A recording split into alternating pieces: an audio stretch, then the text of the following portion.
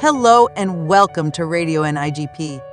In today's show, we'll address a topic that is often overlooked amidst the hustle and bustle of our profession: achieving a healthy work-life balance through the establishment of clear boundaries.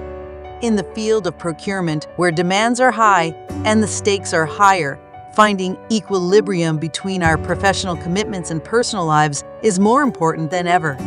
We're all too familiar with the constant juggling act, managing supplier relationships, negotiating contracts, and ensuring the seamless flow of goods and services, all while striving to maintain a semblance of personal life outside the office.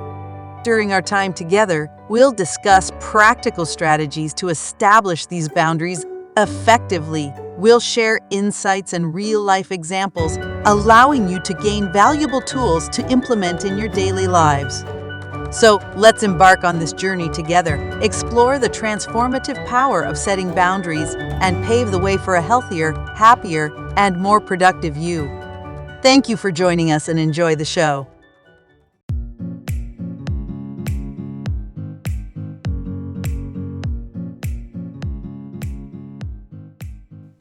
Hi, my name's Don Buffum, and I'm a workaholic.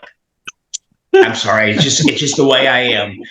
This whole session is about setting boundaries, and if you read any books, they all tell you, okay, when you go on vacation, you're supposed to totally disassociate everything for 2 weeks or whatever, and have all this time for yourself.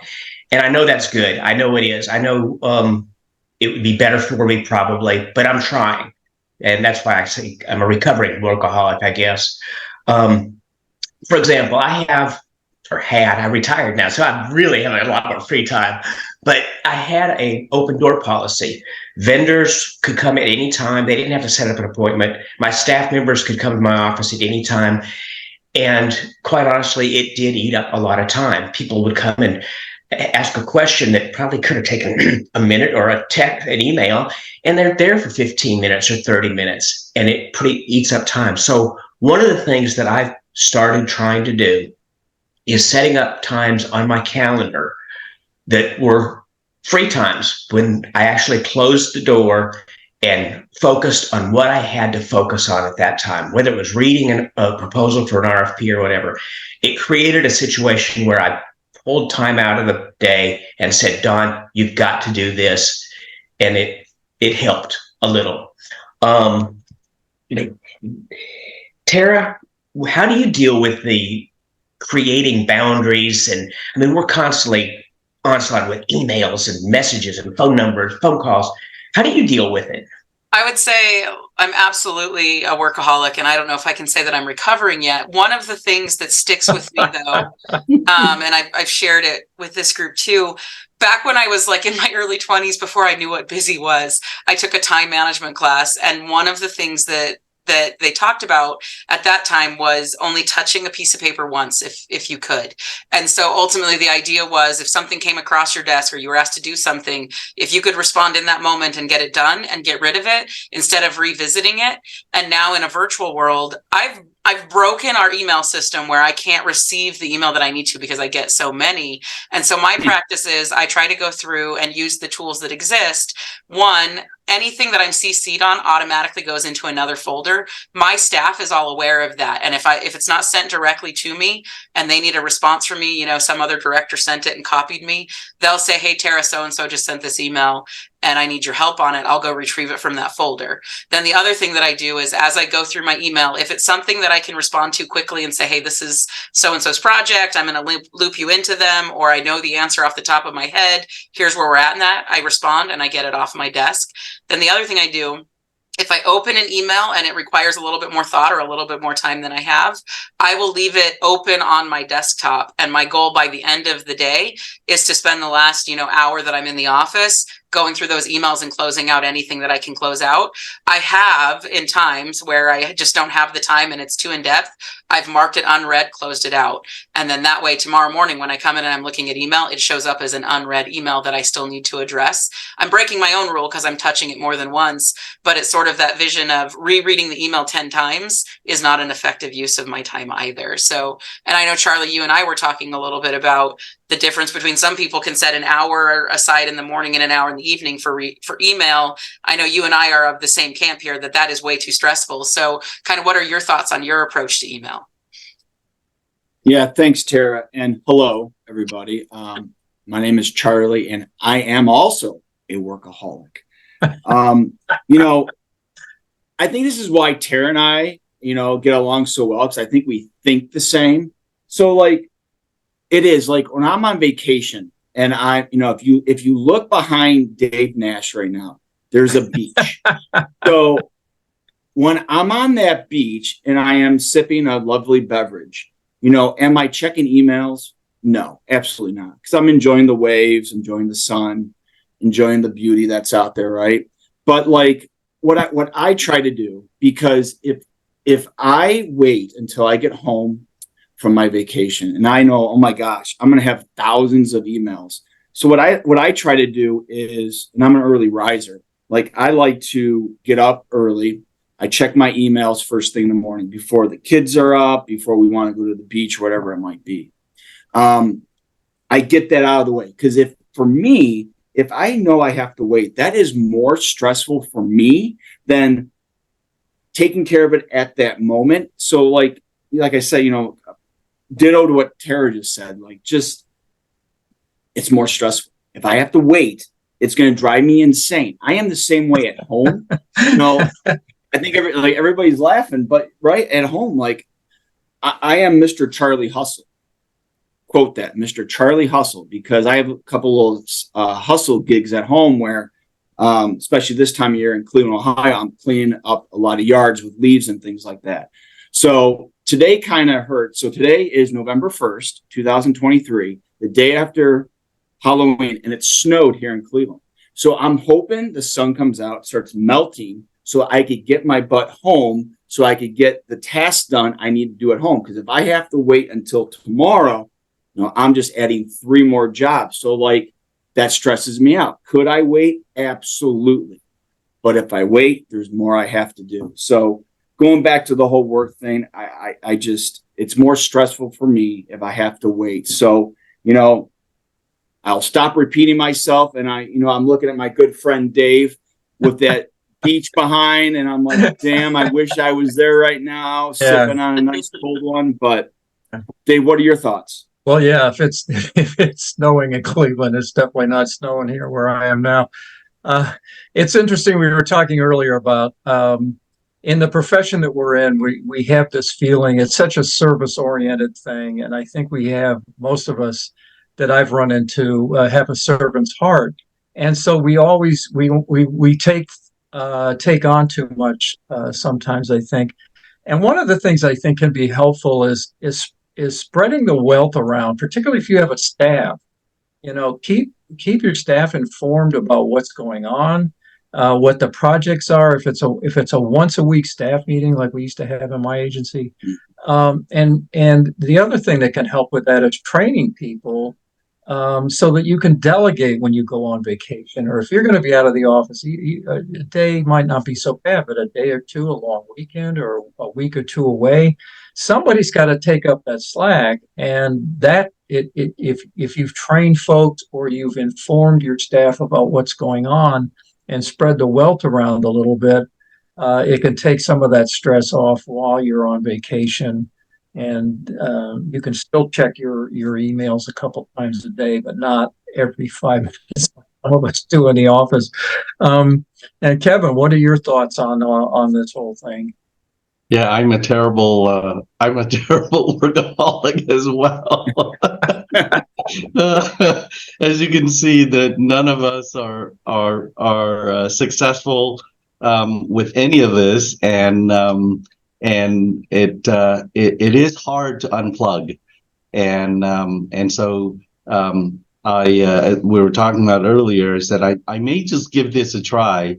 I do have a vacation coming up in December, and I'm going to give it a try in terms of unplugging completely. Other than giving out my personal cell and an email message that going out, an out of office message that gives them my personal cell number, that for emergency contact. And so if hopefully that will work, and I will just unplug completely. I don't know how that's going to turn out. I will have to You'll ask find my out. boss. I'll have to ask my boss just to make sure. But I'm hopeful, and the reason is I have not been able to unplug, and it doesn't matter if I'm in Timbuktu, right? Matter of fact, I kind of glad that I'm in Timbuktu because I'm not in the same time zone, and I see that as an opportunity to work, which is terrible. So don't do that. And so so I hope that some of these tips are beneficial to you. And again, my name is Kevin Yin. Until next time, this is Radio NIGP.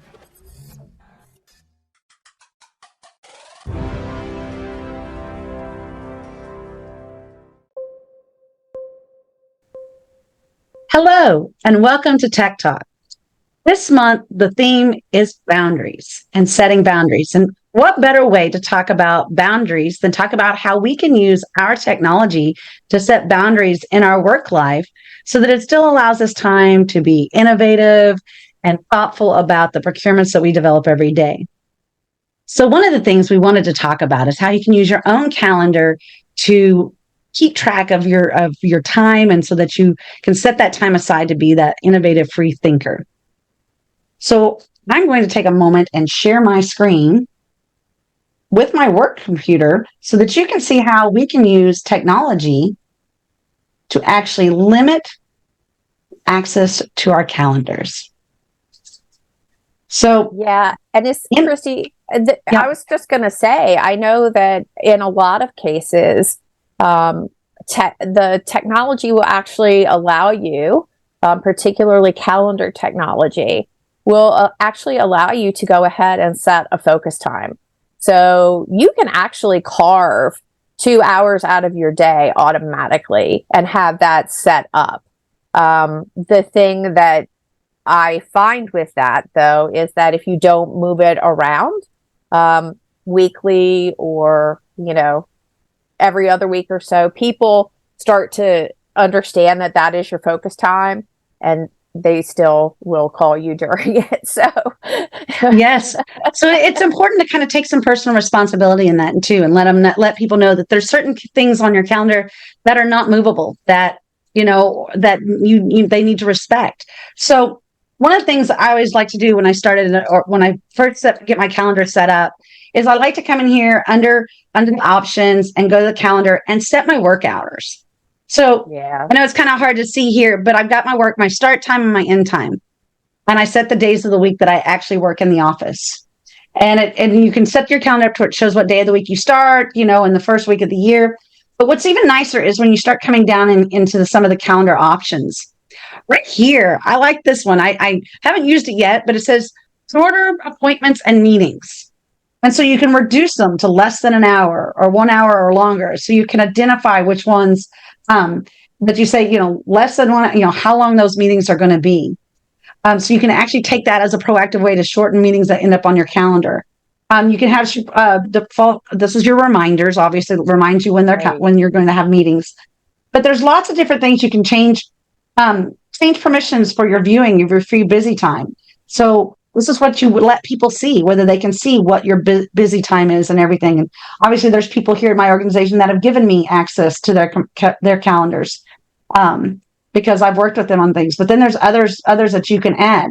Maybe you want to publish at a location so that you have free or busy time information up to every so many minutes, and you can search by the location. These are things that are all on here. But one of the things I will tell you that I started doing, so many years ago, I used to work so much that I actually would forget to eat lunch. And I'm not a good person when I don't eat lunch. So as you can see, next week, you see my lunch is on every day. So I automatically put it every day on my calendar that it's there. yes, you can see I have meetings that butt right up against it one way or the other. But I do that so that I can remember that because I get that reminder and that tells me, hey, it's time to pause.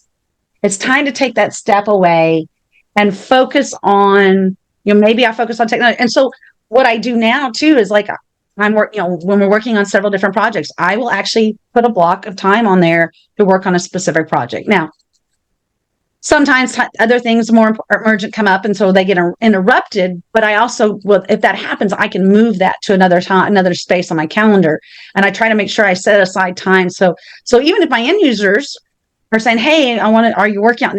If they wanted to come out and see, they could see, "Oh, she's got this time. She's working on this project." Or at least we hope she is.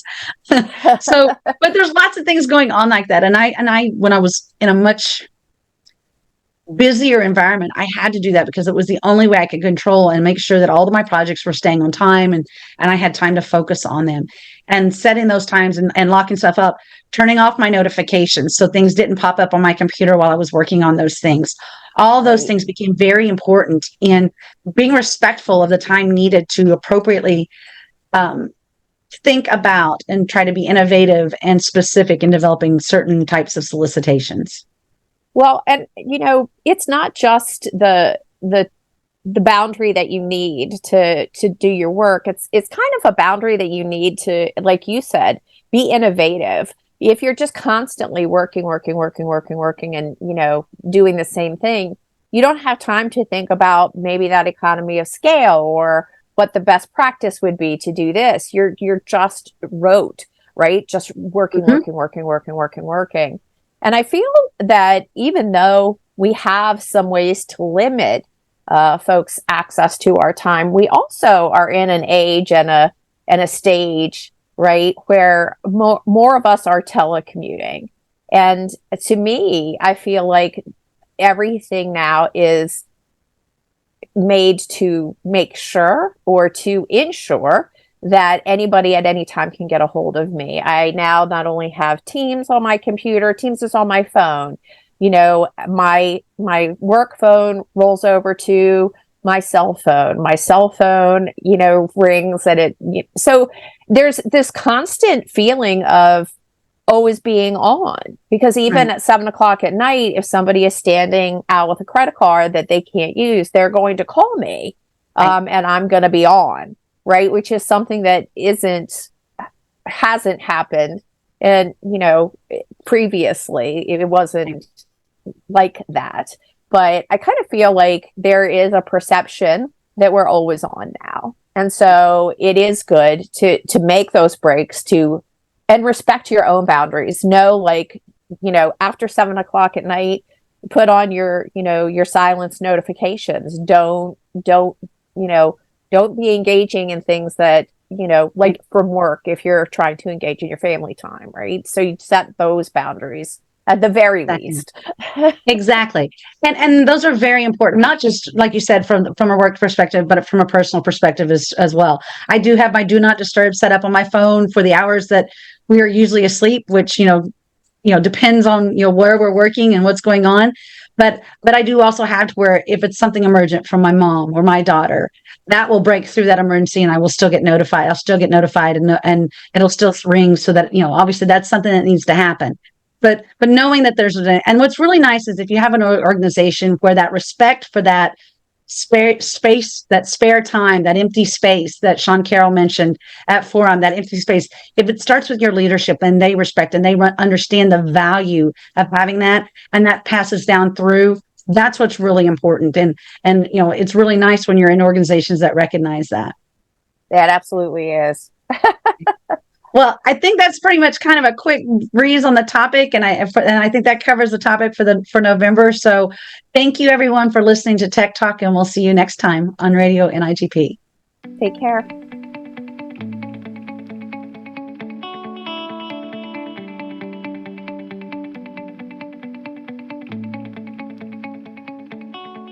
Good afternoon, everybody. Kirk Buffington with Radio NIGP, coming to you with another NIGP update on the Workforce Competency Study. I'm very fortunate today to have with us Emily Moses, who is the Director of Publication and Content Curation. and she was involved in this workforce competency study and is going to tell us a little bit about it and how it can benefit both the profession and our members. Good afternoon, Emily. How are you? I'm great. Thank you, Kirk, for the warm welcome. I do want to say you might have just given me a bit of a promotion. I'm our manager, not quite director. Okay. No, but that's totally fine. I'll talk to Todd about that. I'm really looking forward to, I'm glad to be here this afternoon, looking forward to talking about our 2023 workforce competency study. So let's have at it. What do you want to know? Let's go. Yeah. So how did it start? What was the impetus, if you will, of doing this study? Yeah. So this back in January, earlier this year, we determined that we had two research questions that we really wanted to get underneath. Our first question was, and I'm going to paraphrase, but our first question is, what are the skills and knowledge held by the public procurement field right now? And the second question is, what are the skills and competences required? So we really wanted to know, what are the skills? Where are we? Where do we rate against each other, against different career levels, et cetera. And then also, how are we meeting the needs of the public procurement sector's employers, hiring managers? Are they able to find people with the competences they need? So two research questions. Okay. And you interviewed something like 1,500, or there were 1,500 survey respondents? Yeah, we had, I want to say it was 1,544 respondents. Okay. About almost 1,000 of them, almost 1,500 of them were from the United States, and a little bit more than 50 of them were from Canada. So we had a little bit of a spread, but a large majority were from United States. Okay. And what were when you got the data and you started obviously delving into it, and I'm sure that's a lot of data to mitigate and work through, what were some of your key observations that you found maybe surprising, or where you might have seen gaps in competencies? Yeah, absolutely. I mean, I've been saying that this is an extremely juicy report. Just a small plug, it's going to be 3 products. We will be releasing the full study for anybody who really wants to dive in. And if when you do, please reach out to me because I would love to talk about it. We also have a brief that's a little bit more digestible that really goes into these main key takeaways that we want everybody to be walking away with. And then we also have a quick at-a-glance document. You have shared with me the at-a-glance document. Yeah. And I think you've condensed obviously a lot of data into 2 pages, but I think just looking at the bar graphs that you provided and the layovers of the focus groups, I think it really tells a good story in a couple of pages. Oh, thank you. I appreciate that feedback. I'm glad that the flyer is connecting. I would say that for me, the main takeaways, I'm new to procurement, so everything is very exciting to me. Everything that I learn is exciting, but I was really compelled by not only the gaps, but also the surpluses in some of our competences. There are a lot of places where the field is reporting that they feel they're strong. We know how to do this. We're doing this well. And employers are saying, yeah, we got that. We need you to actually focus elsewhere. So I think it's really interesting to just really absorb the study and look at sort of these overlays and seeing where the field is compared to where our employers are asking certain skills of us, and really see, where do I fit in here? Am I in the surplus, or do I want to, focus on maybe taking courses here or reading more about this? Where do I have room to grow? Where am I in surplus? And if I'm in surplus, how can I maybe support someone else? Right. Some place where I can tag in and maybe, I don't know, help one of my colleagues who isn't as great at strategy. So a lot of exciting room for growth and for mentorship in this piece. I love the idea that you looked at what employers are expecting or looking for, because sometimes members may not know that. And you just mentioned the magic word to me, which is mentorship. I'm part of the mentorship program, and I just love mentoring folks, especially we have so many new people to public procurement. They have a great history with the private sector, but there are a lot of them moving into public procurement. And it's just learning how to translate those skills into the public sector. Yeah. So I think, you know, the at a glance that I've been able to look at, I think is a great step to getting this information out. You're obviously very passionate about it, and we as members appreciate that passion. Oh, I appreciate that. Thank you, Kirk. This has been a really interesting piece to work on, and I hope that a lot of people really enjoy absorbing it. When do you think it'll be released? Any idea, tentatively, maybe? Well, it should be available by the time this is available. I believe this should be online by the week of November 13th. Okay, great. So yeah. And if it's not mid-November, come knock down my door and find me about it. Our timing is perfect then for the broadcast. Yeah. That's great. Exactly. Is there anything else you'd like to add? Oh, goodness, so much. But first of all, my gratitude for your time today and your attention to this study and the at a glance. I appreciate your feedback there. And yeah, please, my email address is emoses at nigp.org. So if anybody has questions about this study or how to integrate it or how to communicate about it with their team, I would love to talk. So. Oh, that's super. Thank you so much, Emily. We appreciate you taking a few minutes to talk about this important study that can help both the profession and our members. So thank you again, everyone. This was Kirk Buffington and Emily Moses with NIGP and the Workforce Competency Study. Good afternoon.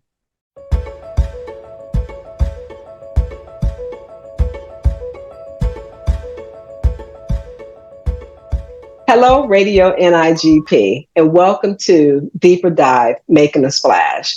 My name is Bobby Tolston, and today's session, we'll talk about how to set boundaries to be more productive in and out of the office. And I'd like for you to join me in welcoming my guest, Mike Beavis. Hello, Mike, and welcome to the show. Hi, Bobby. Thanks for having me. Thank you so much for joining us. So before we take a deeper dive into our topic, you have such a wealth of information, and your resume probably stems 5 pages. But if you could, for our audience, give us a brief introduction into who is Mike Beavis? Sure. So Mike Beavis is a lawyer who got it right once, so he stopped practicing and went into public procurement. So I've been doing public procurement for about 30 years now. I've been in a lot of positions. I've been chairman of NIGP. I sit on the Global Standard Board, which sets standards internationally for purchasing and supply chain management. I'm on the NIGP CPP Certification Commission. I teach at several universities and graduate programs, and I have 4 grandkids, 2 of which are starring in an opera are performing in an opera in Chicago this fall. So. Oh, wow. Congratulations. Well, wow. Thank you. And Mike, you may not believe this, but I've known you for about 20 plus years back during your time and my time back in Chicago. So this is the first time we've had to sit down and kind of have this conversation. So I've learned some things about you in that introduction. So thanks for sharing. Well, thank you for having me. You're welcome. So during this segment, we're going to talk about setting boundaries to be more productive in and out of the office. And I would like to have Mike to highlight some successes and challenges with establishing boundaries in and out of the office. As you all know, when COVID-19 happened, our normal has become a new normal.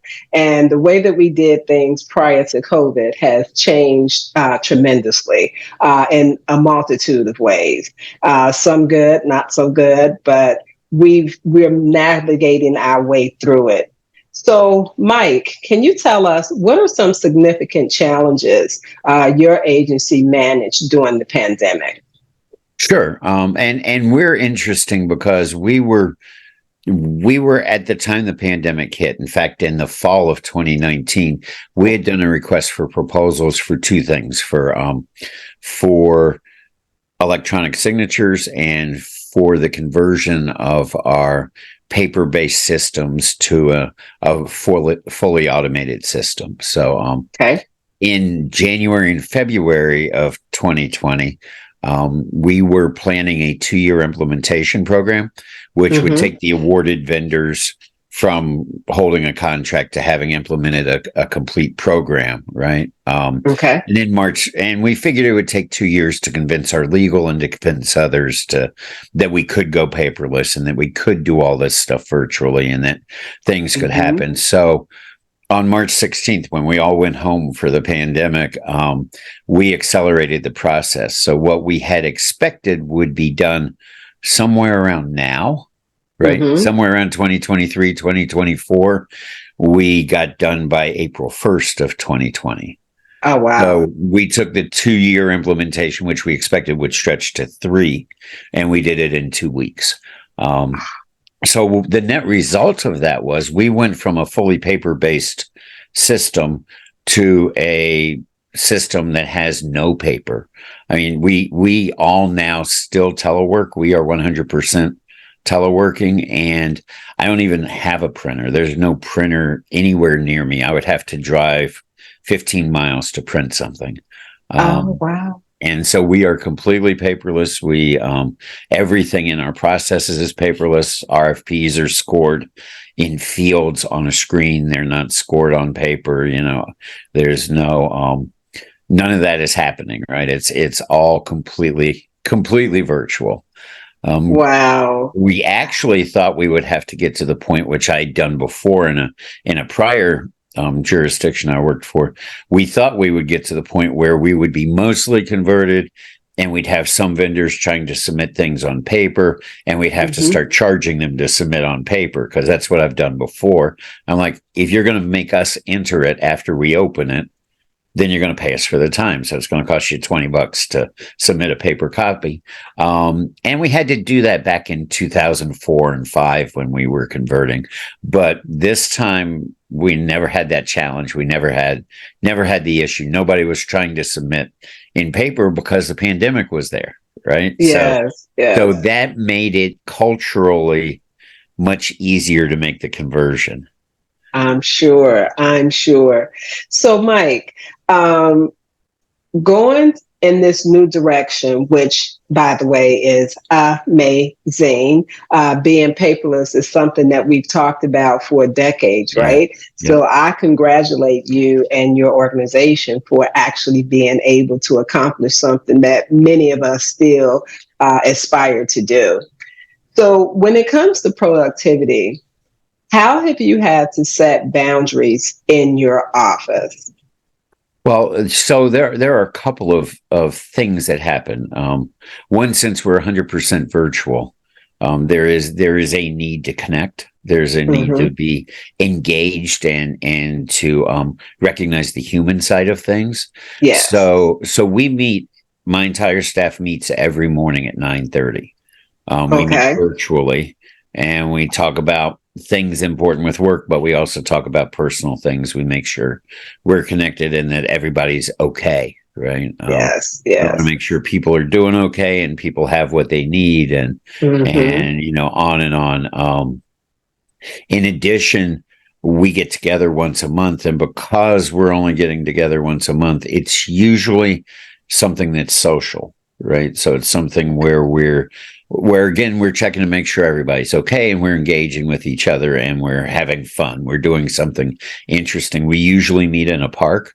I'm lucky enough to be in Norfolk, Virginia, which is next to Virginia Beach, but Norfolk has great beaches and waterfront and boats and, you know, all those kind of things, and lots of parks and lots of interesting places. So we use that meeting to engage in different places, and sometimes we're walking on the beach or sitting around on the beach with a little fire going. Sometimes we're somewhere else, you know. So it's a very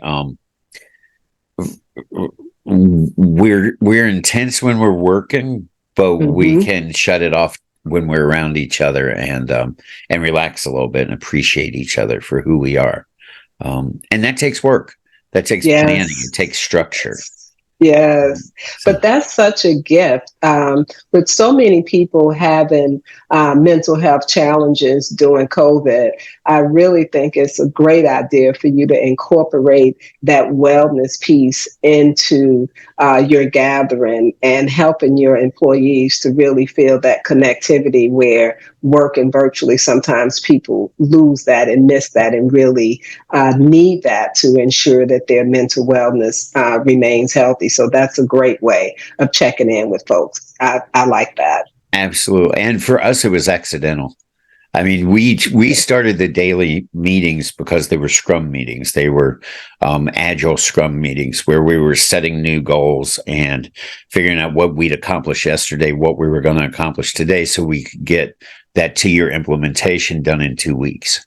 Okay. Right? Okay. Because what we did was we each became 10 different vendors, and we each processed 10 different procurements in a artificial system, right? So we could try to break the system by being vendors and creating pretend bids and RFPs, right? So Yes. we were super intense for that first 2 weeks, and then we held on to it. And Okay. it became what it is now, right? It evolved into what it is now. And sometimes our meetings are only 7 minutes, sometimes they're an hour and a half.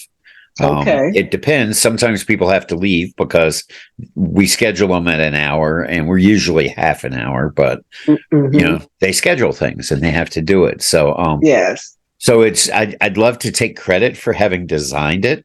It wasn't by design, it was by coincidence, but the preservation of it is by design, right? The refusal to let go. In fact, Yes. we implemented a program, I guess it was in the spring, maybe June, where we established no meeting Wednesdays. Okay. And no meeting Wednesdays were established department wide. So it wasn't just us. We're part of finance, right? So it was part of the whole finance department. And the idea being that if you weren't interrupted by meetings, you could get more work done, right? Okay. It was interesting. It was actually a shock to us because that means we didn't have our Wednesday morning meetings. Right, we only met 4 times a week, and we still only meet 4 times a week. It's not really every day anymore. And in the beginning, it was kind of a hole in our lives, right? People were missing it because it was just the habit of every morning you're on this call. But it has worked out well. It's been a challenge because, sometimes you have an RFP evaluation committee and you can't get all the people together except on a Wednesday, or you have to wait a month to get them together. So we interpret it kind of loosely, right? If you're doing the process of procurement, that's not a meeting, right? That's doing work, right? So if you have to set an RFP review committee meeting on a Wednesday, that's okay. But generally, it's really handy because we have this opportunity to focus. And the best part is the whole rest of finance isn't setting meetings. So we don't have to meet with accounts payable or with, whoever it might be. So it frees us up from those meetings. So it's worked out really well. Yeah, so it sounds like setting the boundaries of not having that Wednesday meeting in some ways created this unintended consequence, right? Of having boundaries set unintentionally, but now that they're there, you're finding that makes you more productive. So it's really, you're right. It's kind of weird the way that it happened, but it really stands to serve for both of those things, right? Absolutely. Yes. And because we're meeting regularly and because we have the freedom on Wednesday to just call each other and check in and things, we can make sure that people are taking time off and people are focusing on themselves. And, every day they actually gave me a junior weatherman t-shirt for Boss's Day one day, because every day I talk about what the weather is and suggest whether people should go out for a walk at lunch or, do something like that, because teleworking, you can sit in your house and never leave, and it's not a good thing. You need to you need to go out and walk. Or I'm lucky, I live 100 yards from the beach, so I can go walk on the beach, but I can catch myself working through the day and not going. Yes. So me telling others they should go helps me. Do it yourself, right? Yeah. So thank you so much, Mike, for joining us. And I really appreciate you sharing ways that you found for your staff to be more productive in and out of the office, and recognizing the importance of checking in with your employees with their mental wellness and making sure that you're taking care of yourself as well. So thank you so much for sharing that with us today. And Radio NIGP loyal listeners, we look forward to you joining us once again. Have a great day, and we'll see you back here again real soon. Bye. Take care. Bye. Thank you, Mike. Thank you. Bye. Bye.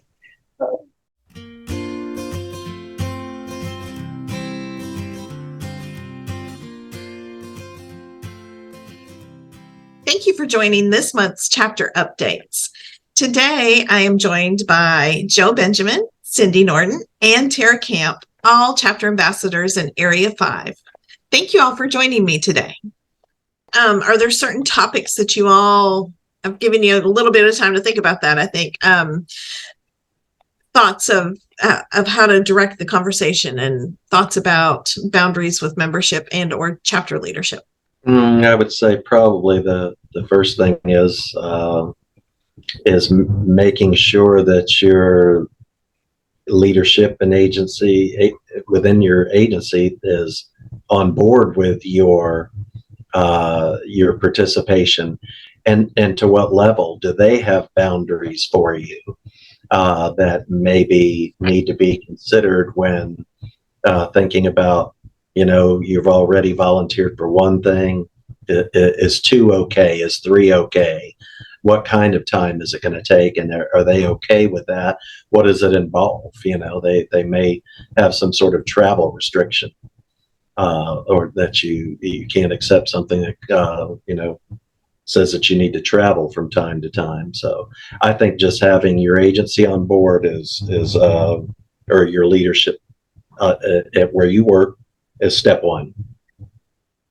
So have you all seen with your chapters, I know we talk a lot about every year, like at a chapter academy, about the episodic volunteering. One, if you're going to put out volunteer requests, you've got to make sure you explain what the job is and what the time commitment is. But have you all seen that to where breaking down those jobs into maybe smaller, sub job or sub committee efforts and things like that? Does that help? Have you seen some successes with that? Absolutely. We have, you've got to give the expectations so that they know if they can commit to those, whether it's small task or large task. We like to do what we call a straw man list for every project. So for, say, like Reverse Trade Show, for example, we'll have a list of needs of everything: projectors, audio visual, marketing, pamphlets, catering. And so once you have that list of needs for the entire project, then you can put out those small tasks, and then that list they get to, they can pick from in those small tasks and what is one of their strengths that they can bring to the table. If you've got somebody in membership that's great with graphics, they're more to pick the brochure, the marketing on the website.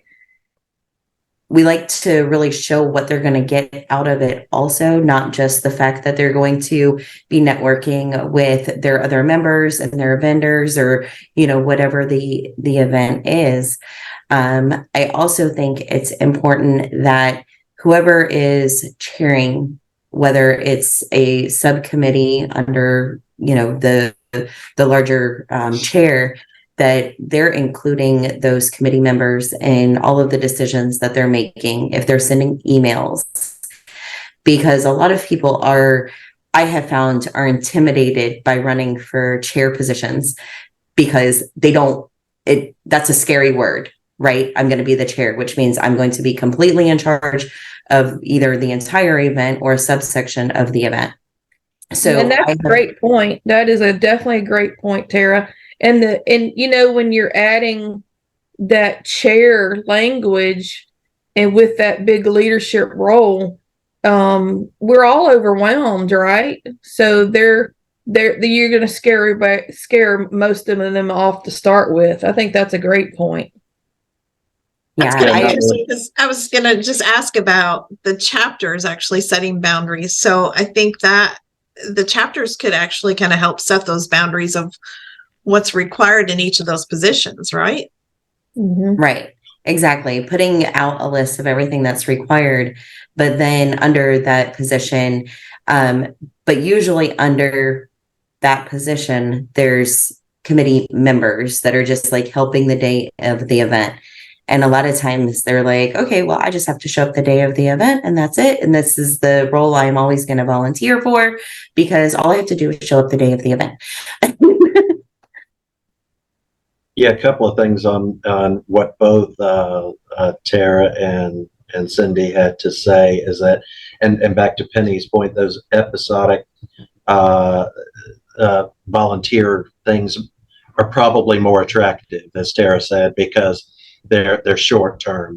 They know that it's only going to be from here to here, and then when the event is done, I'm done and I get this many points. So that's a great point. It also allows them, as I think Tara was alluding to too, that to network with the people on that committee and others and during the event, that makes them feel more comfortable and say, wow, maybe I can do something different, more long-term, not just, an event driven one.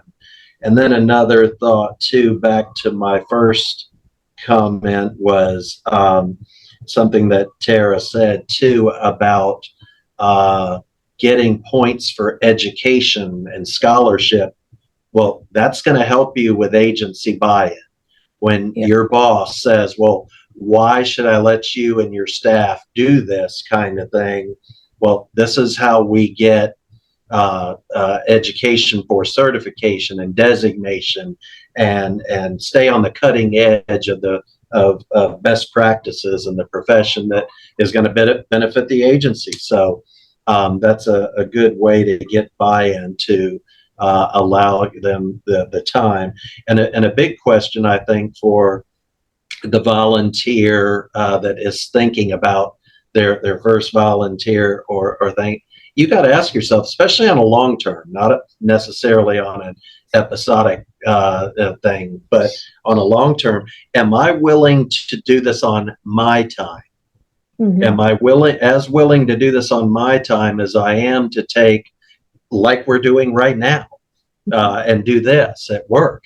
Would if I was not working today and Penny scheduled this today, would I pull my laptop up and sit down at the dining room table and do this as well on my own time that I had planned off? So that is a call too. You have to be willing on if it's an NIGP national, it's a 3-year stint.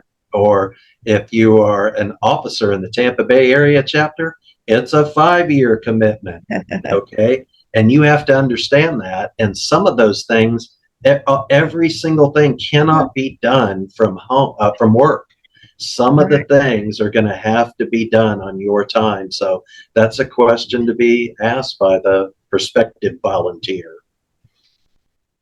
Joe, Cindy, Tara, thank you so much for this conversation. It's been very helpful. And I think we've had a good conversation about boundaries at the chapter and the membership level.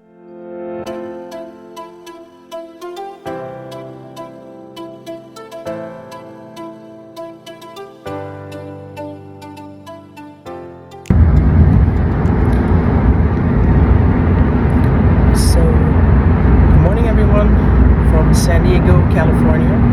Just finished NPI conference where Victor and I had the privilege to present on RFPs. It's a little shaky right now, so I'm hoping it doesn't make anyone sick. Was asked to prepare a little something about setting boundaries when you travel and you attend events, conferences, training events, so that you can be making the most of your experience. So what do I do to set these boundaries so that I'm not pulled in 25,000 directions while attending the event and being present in the moment. So luckily, my employer is very mindful of this, and as everyone is in the same boat on this. So we all travel lots, we all attend multiple events. I work for a group purchasing organization, public entity, Canoe Procurement Group of Canada. So everyone is by nature traveling lots and attending lots of events, and it's important to deliver good service to our clients and members and vendors when we attend those events. So everyone's mindful of other people's travels and schedules, and we try to limit the number of emergencies and demands that we place on each other, and we also try to support each other by covering if we can. Last year at NIGP Forum in Boston, I was not present. I didn't set any boundaries, and I was working almost the entire time at my former position, which included dealing with very severe HR issues, etc. As a result, it really impacted negatively my presence at Forum and my experience in learning. I was not able to attend any of the sessions that I had planned to attend because I had to attend other meetings that were scheduled in my time in Boston. So I went home very exhausted and very disappointed because I was not in the right frame of mind, and I had not set boundaries to be able to take on NIGP and Forum in Boston. That's my fault. It's not because the Forum wasn't good, it's because I did not set those boundaries. So I hope that you're able to think about this because it really impacts how we feel. I was sad. I felt guilty. There was friends that I didn't get to see, sessions I didn't get to attend, commitments I didn't make, and it's entirely on me. Now that being said, this time I was able to have a much better experience because I was present and I fully embraced every single hour of every single day in Louisville and here in San Diego. So I hope you have a wonderful November. Thank you, Radio NIGP, for having me for this session.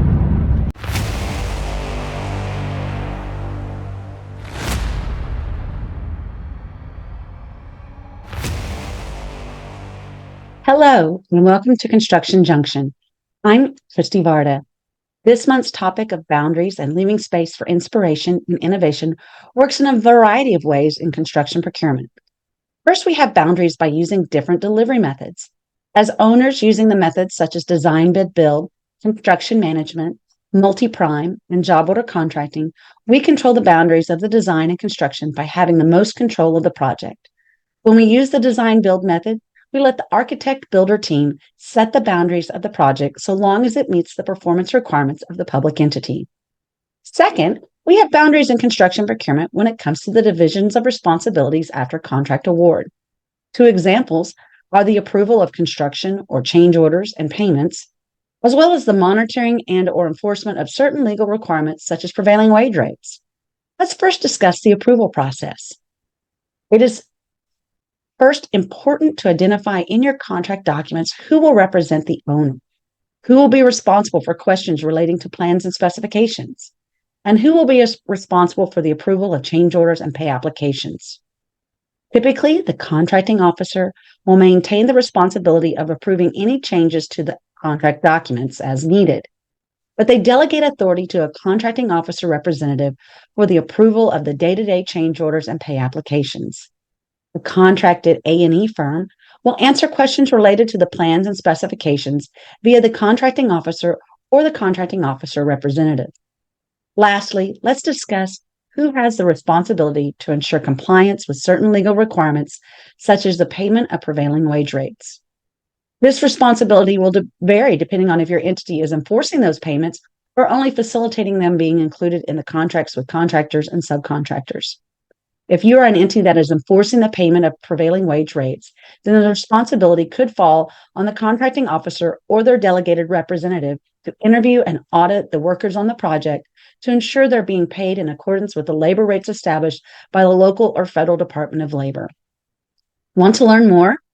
Well, consider taking the NIGP Construction Procurement Specialization course offered many times throughout the year. Thank you, and we'll see you next time for Construction Junction on Radio NIGP.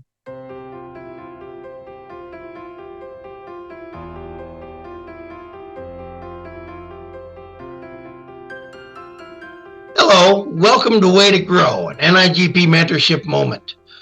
This month, we're focusing on how to set boundaries to be more productive both in and out of the office. And we believe that mentors who've long been in the workforce can have a tremendous impact on their mentees by providing them with skilled guidance and seasoned personal perspective to assist them set their own individual boundaries. Today, I'm joined by a panel of mentors who are all a part of the NIGP mentorship program and can offer their own unique perspective to those that they mentor. I'd like to welcome Chris Coggill, Lisa Mahalko, and Latasha Terry to our segment today. Ladies, welcome to Way to Grow. Thank you. Thanks, Keith. So I'm going to start with Chris. And Chris, why do you believe that it's important for mentees or mentors for that matter to establish personal boundaries, not just in the workplace, but in life in general? Well, Keith, that question is actually a very timely one for me. I have been a part of this program since its inception, and I've had generally a very favorable experience. However, this last mentee-mentor relationship that I had turned out to be a little bit different. I was surprised. It seems like the expectations were not as clearly defined at the outset. And that was probably my fault. Excuse me. I didn't specifically state to this person, okay, tell me exactly what you hope to receive from me in particular. We talked about the program. We talked about what it stood for, what I had hoped to be able to help this person achieve. And we went along that line. And about 6 months in, I'm thinking to myself, there's a repetitive pattern going along here. That being, I need a community, introduce me to people, complain about my workplace. This person was doing this. I kept offering ideas. Hey, I know of this person is looking for help. Why don't you try applying there? And I have this friend over here that might possibly, if they're not looking for someone, they know somebody who is looking for someone. Just trying to get those ideas to start generating some thoughts. Now, just more complain. I had introduced this person to people in our industry that are very high profile. And so not only am I trying to help this person, but I'm putting myself, my reputation, and my relationships on the line. So trying to set those boundaries early in a relationship is very, very important, because you don't know what the other person is thinking at any point in time. And eventually, after about the 18-month mark, I had to pull the plugs, and I came to you, Keith, and Marquita. I eventually talked to Todd as well, and I said, I have to terminate. I can't do this anymore. I'm acting as a whipping boy, and none of the suggestions and none of the people that I'm introducing this person to, this person is treating my people the same way this person is treating me, and I'm absolutely not going to allow that to happen. I'm very protective of my people. And so on my last meeting with this person, I was very honest, because they had gotten the termination notice and had already been emailing me. And I said, just relax. We'll talk about it today. And I said, I'm terminating, because all you do is complain. I've brought forth several ideas for you to get out of the situation that you're in. I've introduced you to multiple people. I cannot build your community for you. That's something you have to do on your own. You have to take the initiative.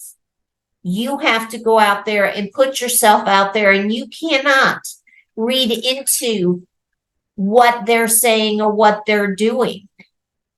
You can't project onto them what you feel, your insecurities. And so it ended relatively as calm as could be.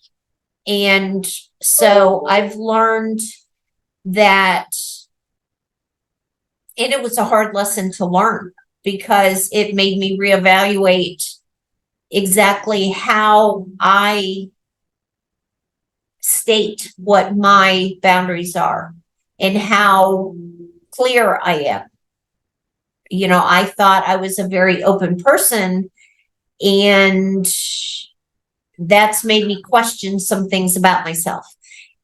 So I would say to others, before you find yourself in the same situation, take a step back and think about what your boundaries are before you go into this relationship, before you develop this mentor relationship with a mentee, and think about what you want to get out of this and what you expect from your mentee, so that you know when you ask your mentee what their expectations are, whether they're going to mesh well with you or not, because their expectations need to meet at least somewhere close to the middle.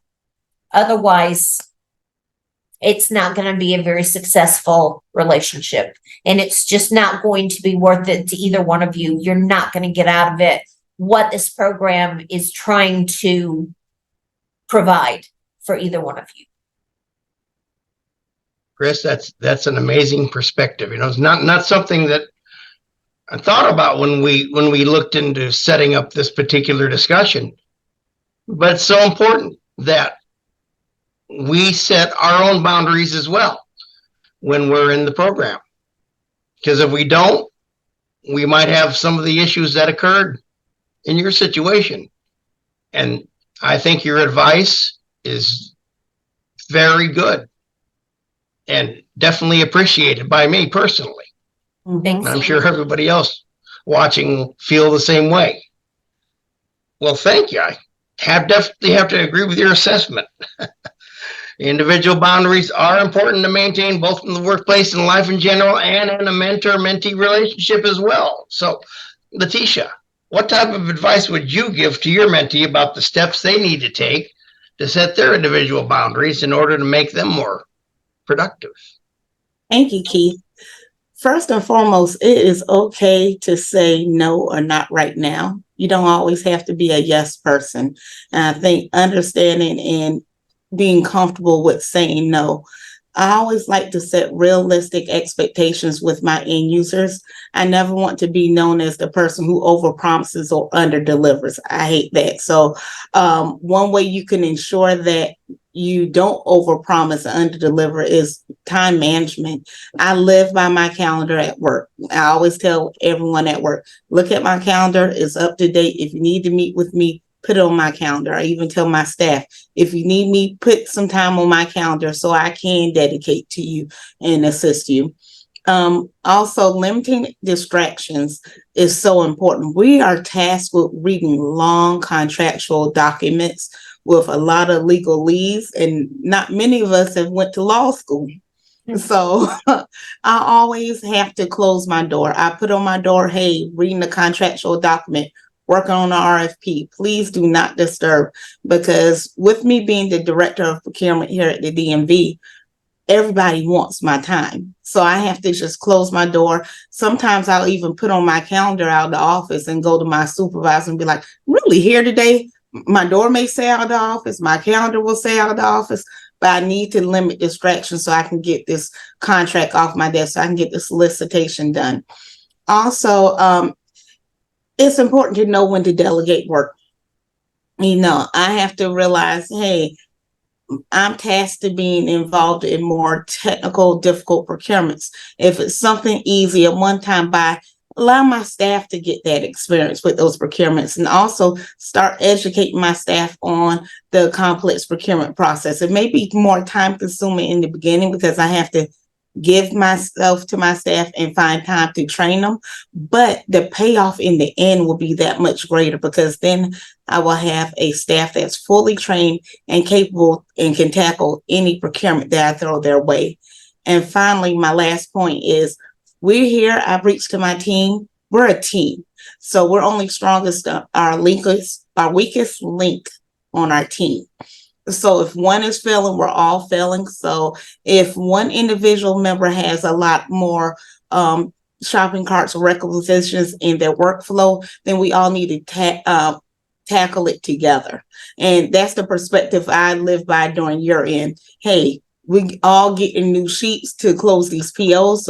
So what if this person only closed 20 purchase orders and you close 30? We need to get the job done. So all hands on deck. So those are things that I believe have helped me become more productive in the workforce. Finally, Lisa, what elements do you believe need to be considered when addressing a mentee's concerns about establishing a set of boundaries that they can work with on a day-to-day basis so that they're able to practice greater self-control and maintain a healthy attitude in the workplace? Well, thanks, Keith. And I'm just going to parrot again what Chris and Latasha have already stated. Unfortunately, time management, knowing when to say no, and setting clear and concise expectations between me and my mentee. The other thing I also like to state is, though, let them know right offhand, I am not the answer lady. I do not have all the answers to all their questions or all their concerns, but I do let them know that I have made multiple mistakes throughout my career, and these are the ones we need to avoid because there are so many inherent pitfalls in our occupation. There are so many things that come at us in so many different ways. Again, as Latasha and Chris have both stated earlier. I also like to, again, just listen to what their individual problem is, because it is unique. Even though I've had 30 years of experience, I'm sure that they are having individual concerns that are unique to them. So I try to practice active listening to see exactly what is going on in their lives. I work on, in here, I try to let them know that they need to work on their time management, like Natasha says, and also stress management. If they're in a situation that they just don't know how to get out of, the first thing I tell them, one easy word, breathe. Just step back, take a deep breath, and let it go. Or walk outside, walk away, understand your work-life balance. And again, it is just a job, but I know it's our profession and we love it and we're passionate about it. But yes, this too will pass. There are some things that will pass. So those are some of the areas that I try to work with my mentees when we're having our discussions. Wow, thanks, Lisa. I couldn't agree with that more. Those are really good points. So, well, that just about does it for this month's segment. So, Chris, Lisa, and Natasha, I want to thank you all for taking the time to chat with me today on Way to Grow. And as always, I want to remind everybody that you can find the NIGP Mentorship Program, as well as our mentorship Facebook page at www.nigp.org/mentorship. So this is Keith Glatt speaking, and hoping that you'll join me soon here on Radio NIGP for our next segment of Way to Grow, and reminding you that this is Radio NIGP.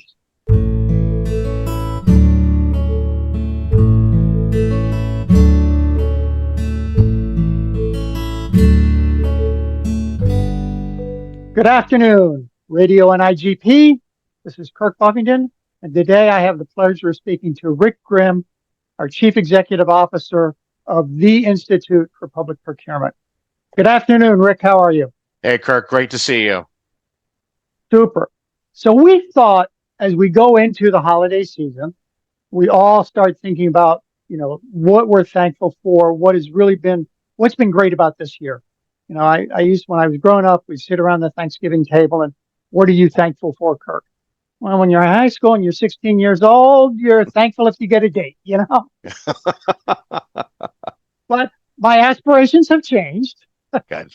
So what are some of your thoughts about the last year in NIGP and maybe some of the highlights? Yeah, great. By the way, I wore a pumpkin just for the festivities of yes. Thanksgiving. Plus, my favorite color is orange. Yes. Well, yeah, absolutely. I knew this, and I'm thankful for that. Yeah, it is a special time of the year because we are thinking about how we are kind of blessed to be in the company of so many amazing people that actually make an organization grow. I think about the work that we do and incredible staff, and just very, very thankful for all of their gifts and talents that make it happen. But it's about an enthusiastic membership, 17,000 strong, that really want you to continue to do your very, very best to be part of fulfilling the mission of what we need to do with NIGP. And it's actually been another exceptional year. We've been able to grow out the Pathways program. There are now, I think, 51 competency modules. Gives members the flexibility, kind of pick and choose based on where they see their career going and where their career aspirations. And Todd Slater tells me that we've got over 500 contact hours. I mean, the bottom line is, and Kirk, you and I go back a long way. You had one pathway, and that was you did the general book for 3 days, Drink by the Fire Hose, and then the intermediate for another 3 days. But this is different, and this is that ability to really make it about members and where their career paths are. So, really, really happy with that. We have a new sustainability designation, or not designation, but specialization related to sustainability. So that's been really good. And I want to talk about success stories and really providing that opportunity for members to come together. The forum, which of course was a highlight for you because you were our number one awardee in terms of being the newest fellow of NIGP, which was, for me personally, was a real highlight to see the organization recognize all your contributions. But it was a record-breaking forum in terms of the numbers of people we had, between people being with us in Louisville and also on the virtual side, a little over, close to 2,600, 2561. And so when you think about that opportunity, which you're thankful for, that opportunity to not only build a content and build a program, but to see our members gravitate to it and say, you know, this is, yeah, you're actually feeding what I need in my career. I think it's absolutely rewarding. And then I think back to the staff that we've built. Gosh, I want to say that the experience level of the staff, when you take the aggregate number, we're sitting at about 275 years of service to NIGP. Wow. And there's some older people like me, and I'm not going to mention the others because they'll be watching this and they'll go, "Why did you mention me?" And now they think I'm really old.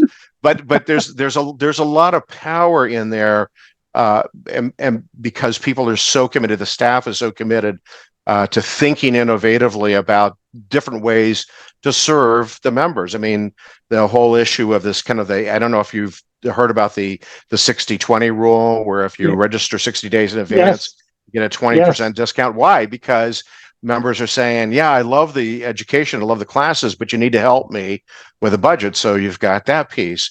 The work that Fred and our business side in working with Sourcewell to provide scholarships. Sourcewell's done about $500,000 worth of scholarships in just a couple years to really beef up opportunities for people to learn. So it has been amazing. And the other thing, just to mention, because it's not only about members, but it's also about our network of chapter affiliates and how we've served them through the work that our marketing team have done. Farishta, Ronnie, as our webmaster, we have converted 31 websites for chapters that creates a connection and alignment with NIGP for free. And this was happening as the platform that chapters had built their websites on was going away. So that ability to provide that service to those individuals, those individual chapters, was just fantastic. So lots to be thankful for. Lots to be. I will, on the pathways in particular, it's been an amazing product, if you will. I was really excited with the Pathways Concierge, and I must have referred at least a dozen people to Pathways Concierge. So it's a great tool, particularly for all the new folks that are coming into our profession, to figure out a path to get where they want to get, whatever that is. Yeah. And the staff, I can't tell you how great I think the staff is, right? Wonderful. And I mentioned it in my acceptance speech. I mean, come on, I know I'm high maintenance. Glenn tells me that every day. So I just love the staff. Yeah.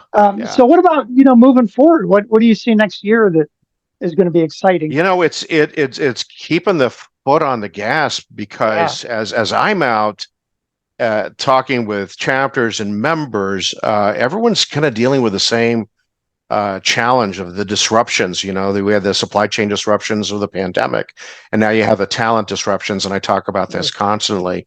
And I haven't been to a single place where I've said, how are you doing? Are you having more people? Are you having challenges with vacancies? Oh, no, we're fine. Everyone is really, really focused in on this issue with not being able to hire the right talent. And then when we are listening to members of where they are in their journey, in the old days, a lot of people were in that mid to actually being very accomplished a leader and thinking about retirement in 5-10 years. Now it's a whole new exciting crew of individuals that are coming in, just new to the profession. Maybe they're new to public procurement, have been doing procurement on a private sector side, but there's a lot of enthusiasm. And when you have that enthusiasm, it's absolutely critical that you build programs and services that accommodate their needs, particularly in our generations that are coming up now, who are extremely loyal and really committed. If in fact you are, as an organization, you're investing in their future, which I think, that ties into the whole concierge program, because what we are about is providing opportunities for people to understand that this is a career that you grow into.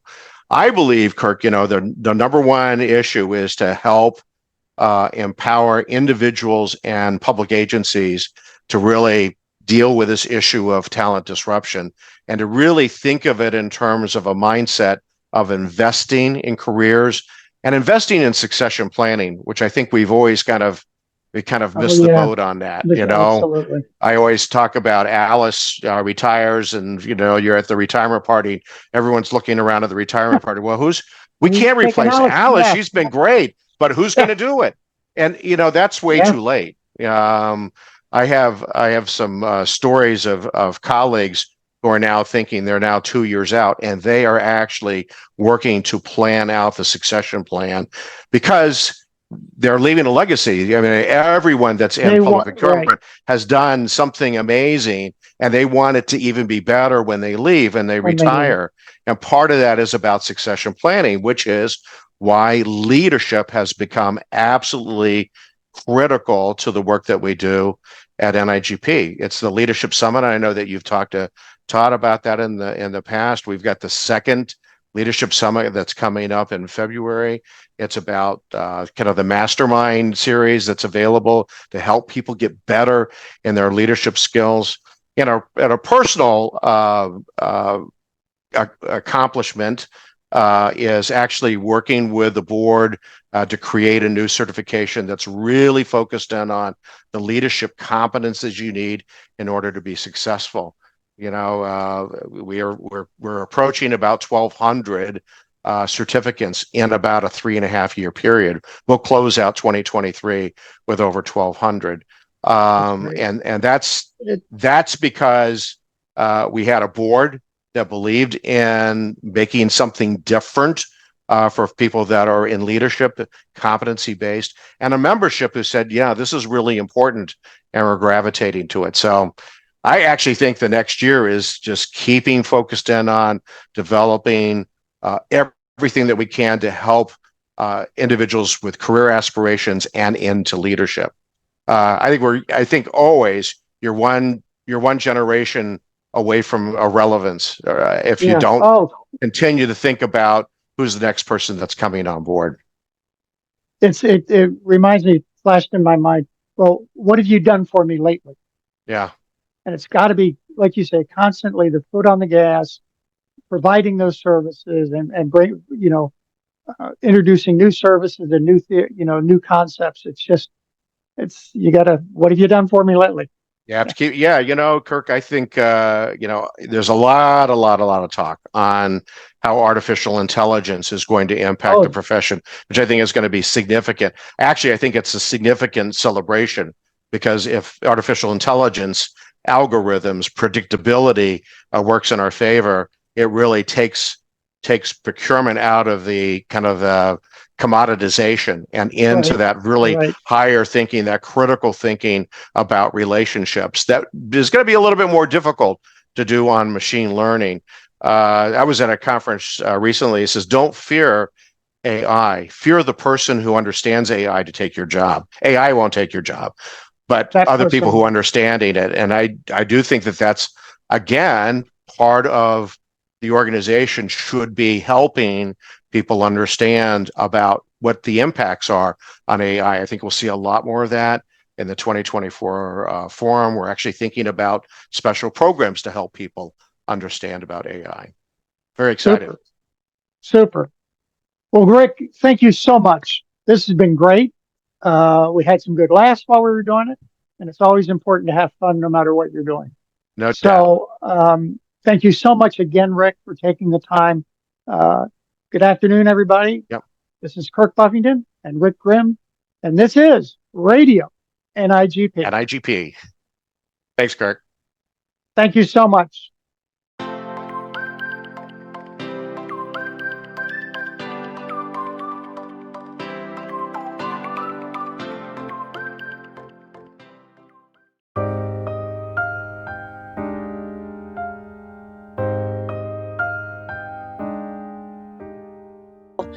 I think I had suggested the idea at some point in the last meeting that we had, where Dawn had talked about like being out on a boat in the middle of nowhere and still checking his email and realizing that sometimes we really do have to completely separate ourselves from work. But I don't know that we fully developed any kind of idea. Like, I'm willing to participate in an after hours discussion. I can't coordinate it, but I think that was the catalyst for it. Is it like your hot topics where you talked about certain things, not in depth, but then took a break and then went into depth and had a deeper discussion? Because I think that would be a great carry on after hot topics.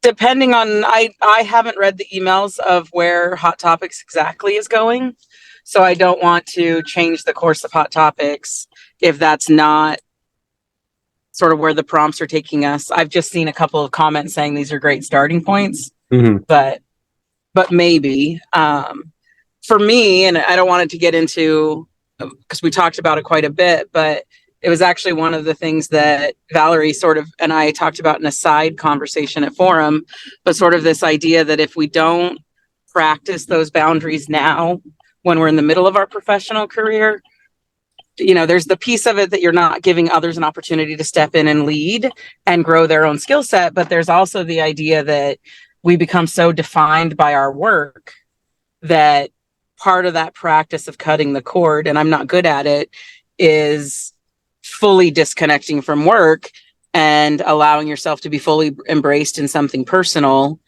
And I think maybe it was Mike, but I don't remember. Somebody was even talking about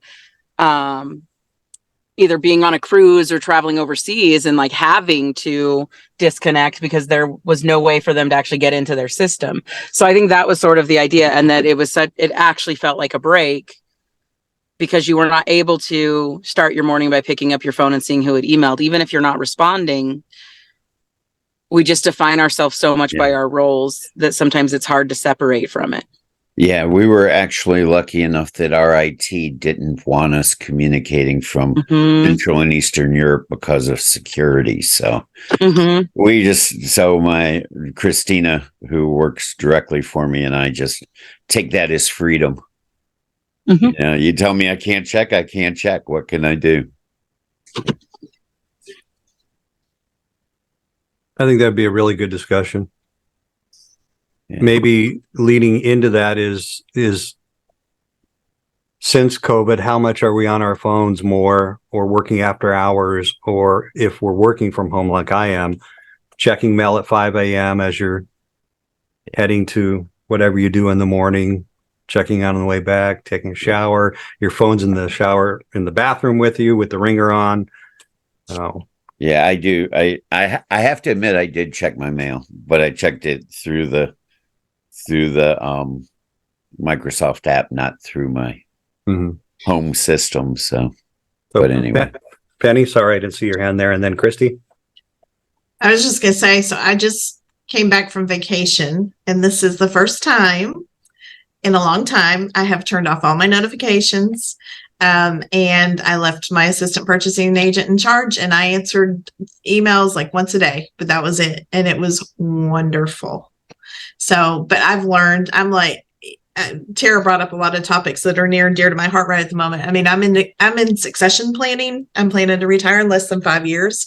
So I've got to get the team ready, and they got to be able to take it and run with it. And so I felt really comfortable this time to go do it. Nothing blew up, and everything was great. And I had a good time with my family.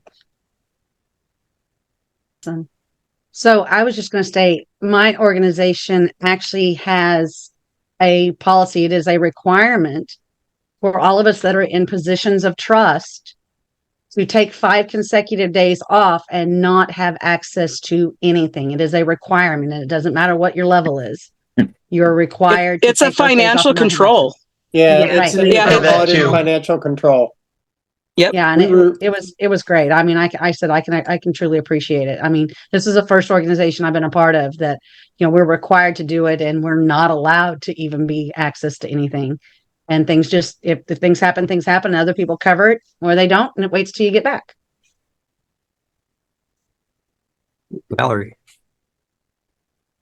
I was going to add, even talking outside of like a vacation scenario, I had family stuff come up over the past month, and I just like was basically being a caretaker for mom and dad, and I was trying to go back and forth between work, and my boss says, just put an out of office on, even if you're here like 2 or 3 days or you're here for part of the day, just put it on, leave it on for like 3 weeks, and you know, just let people know where you are, and it's fine. And if people know where you are, then they won't freak out when they can't get a hold of you. And it actually worked really well.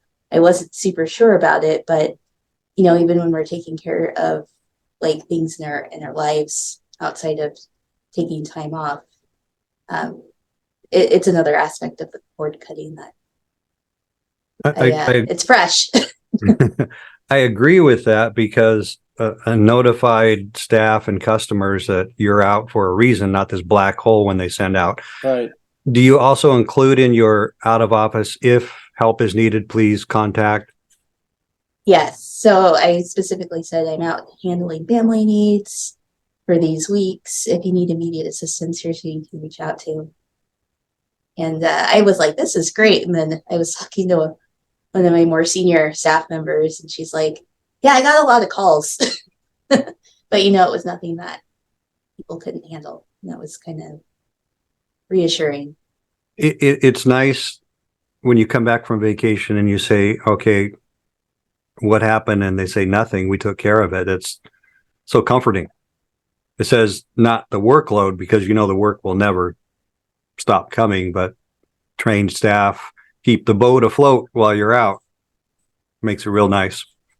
There's a certain part of us, at least for me as an individual when I was director, we feel indispensable. We feel, that was a big part of my challenge when I would travel or go on vacation, is I felt I had to. They can't get along without me, kind of mentality. Yeah. Dave will probably endorse that. Yeah. The satellite phone in the Mediterranean, for example. Oh, so sometimes it's just us internally that can't cut our own umbilical cord. If we're coming out of that, have to know, have to be in touch, and we're realizing preservation, same thing.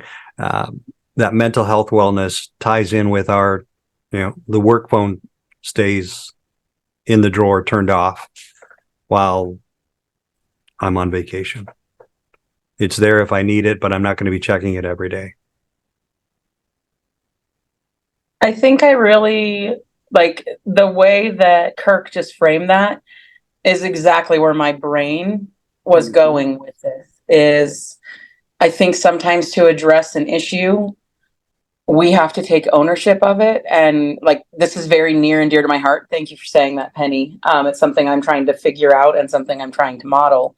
And I think there's so many ways that my own pride gets in the way of other people being able to step into roles of leadership, because I do think I'm indispensable. And I do think that, the county won't survive without me. But the reality is I've left positions and those organizations have definitely survived without me. And so making a conscious decision to allow others to step up in times where they're not going to be left on their own. It helps with succession planning. It helps me get a real break. And I think that's, for me, it's realizing that I am the problem. The fact that I feel like I have to log in and see my email every morning, that I have to check on the work that they're doing, that I need an update from them to make sure nothing falls apart. Like, it's almost like a lack of trust in the people that I've hired to do a job. Absolutely. That's how I followed that same journey too. Went the same way, but then that's like the one piece of the puzzle. But then another piece is the people who are behind really do need to be able to handle the work, and it doesn't mean that they can do it just like that. My team didn't, so it was like I had to figure out how to cultivate that, how to work them up. I mean, that was part of what I should have been doing as a manager right from the get-go, is figure out how to move people along so they can handle anything that comes up. But that's maybe another piece of the dynamic that's, frankly, I don't know very many managers that are very good at that. Really cultivating talent and sharing responsibility and moving people along. I think everybody's heart is there. I think most people who are managers would like to do that, but I don't know that they necessarily know how. To me, that's sort of an advanced. You start trying to cultivate staff, but you know that there are some managers who are terrific at cultivating staff and setting up a great, well-oiled machine that can handle anything. So I don't know, random thoughts. So for a manager type that is working on their trust, working on training their staff, what would be some first steps in saying, don't be afraid to cut the cord, look at this as an opportunity to train others, work on that trust, and trust is involving with communications, but what would you suggest, Tara? I think for me, what it comes down to, and I think, John, you hit it really well, is I'm going to go back to the 80s cartoons, but you identify the problem, then knowing the problem's half the battle.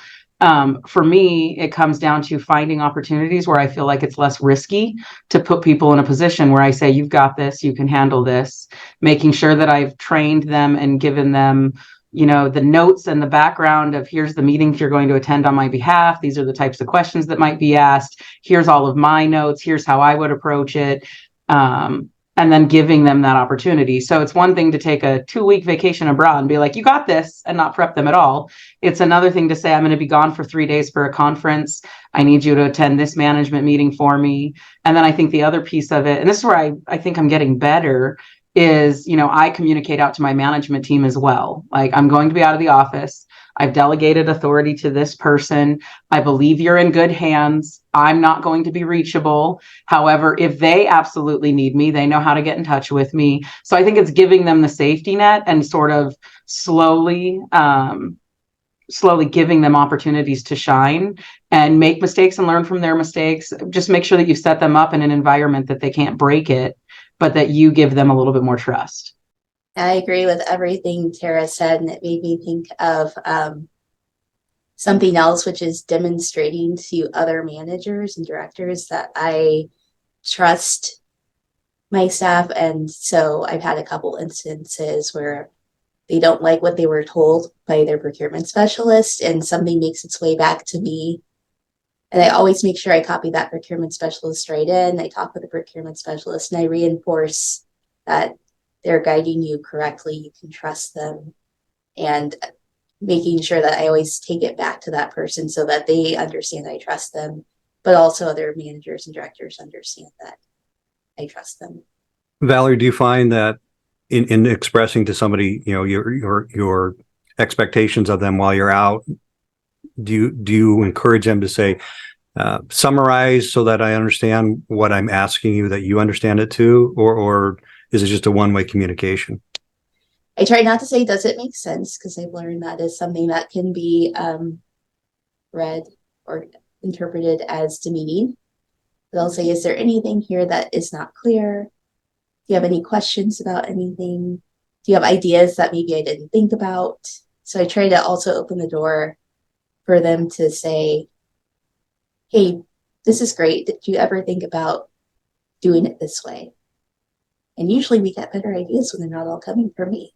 So I reward, applaud, spotlight anyone that comes up with creativity or ask, why do we do it this way? It's like, that's the question that I want to be asked, or have we ever thought about this? Those bosses that say, if I want your opinion, I'll give it to you, do nothing to help their office out, which leads me to a question. Penny, you mentioned you have a 5-year plan, which first 5-year plan to me is like, I have a 5-minute plan, but 5-year plan, what steps are you going to be taking in regards to training your staff up? So I'm already doing so with our assistant purchasing agent. I've kind of brought him along so far. He's been with us 3 years. Yeah, a little over about 3.5 years. So he is at the point where he can pretty much do everything I do, with the exception of a couple things like agenda items and things like that. But I've been training him. And a lot of times what I do is if I'm responding to somebody about something he wouldn't know about, I will copy him on it. And I include him in meetings. I'll bring him to meetings, even though he doesn't have to worry about it at the time. If I fall off the face of the earth, he would have that backup. So like our disparity study, I've included him in a lot of the meetings, so he knows what's going on with that.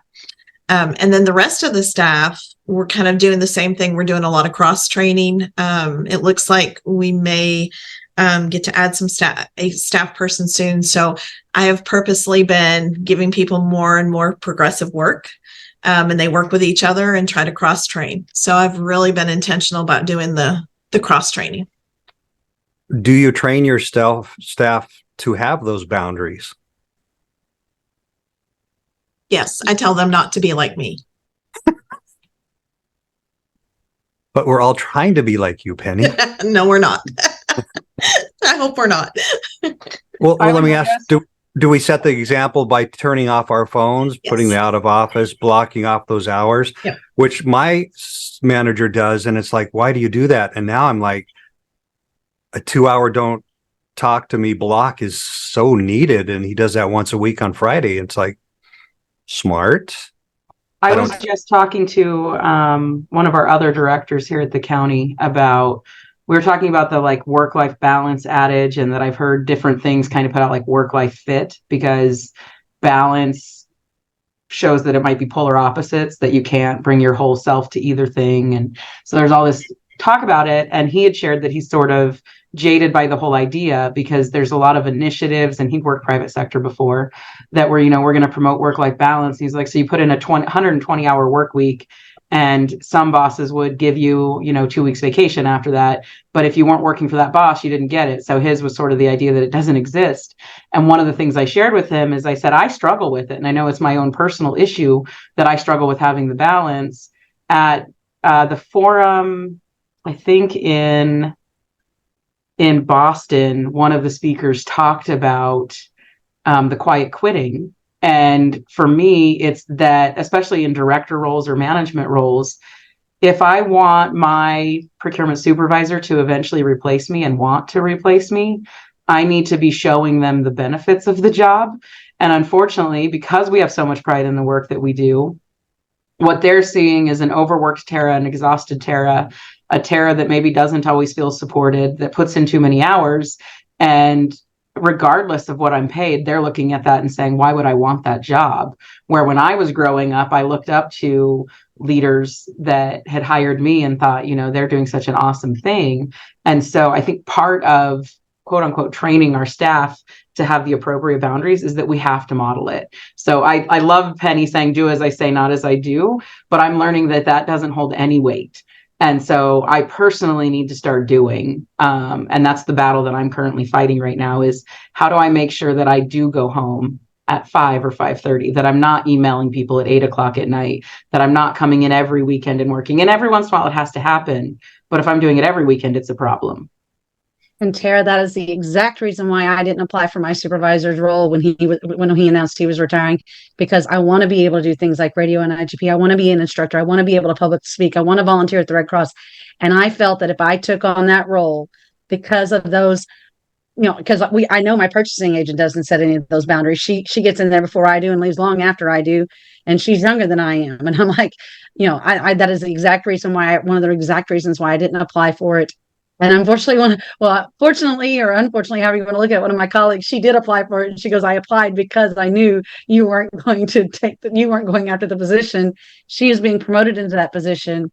And as I mentioned in the chat, they are right seat left seating it from now until the end of January, so that he can help her transition into everything that he does, that he's kind of kept to himself and not passed off to the rest of the team.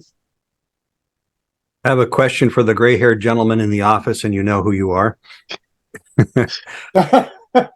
being from our generation, that when you got a job, you worked when you clocked in to when you clocked out. You worked a long time, often for one entity, and here's your job, go do it, and don't bother me with the little stuff.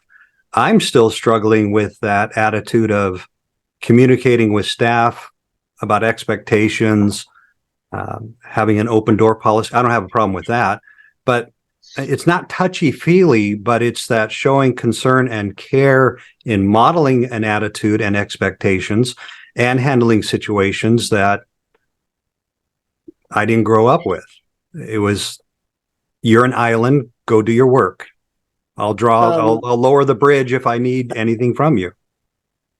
You know, it's funny you say touchy-feely, because probably one of my greatest, well, I don't want to say challenges, but I am not a touchy-feely guy. I don't hug. And it took me, I still struggle with that. I mean, I'm better, especially at Forum. But if you could have known me 25 years ago when I came to Forum, no, I don't touch, I don't feel, I don't hug people. Honestly, getting on the board of NIGP, one of the greatest assets that I got from that experience was learning to just be comfortable socializing. And it really helped me dramatically. It was still hard at the workplace because I've always come from that same, you know, my father had a very hard, very, very extreme work ethic, if you will. And I think I got some of that from him, or some of my own from him. But it was a challenge every day to kind of break through that, you know, this is your job, go do it. Why is it so hard to understand? This is your job, go do it. You know, I'm not sure how I would be today in the workplace with, you know, some of the attitudes that we hear anecdotally about, well, no, I'm not going to do that. No, I'm going to work virtually. And I'll come to work when I want to come to work, kind of thing. And I assume you meant me for the gray-haired gentleman in the audience. Well, and somebody, It's either me or Kevin. Yeah, there's some others. Yeah. Yeah. And Mike, Keith. Yeah. I'm just talking about, But, you know, it's not even, I mean, I know I'm a few years younger than you, Victor, but not that much.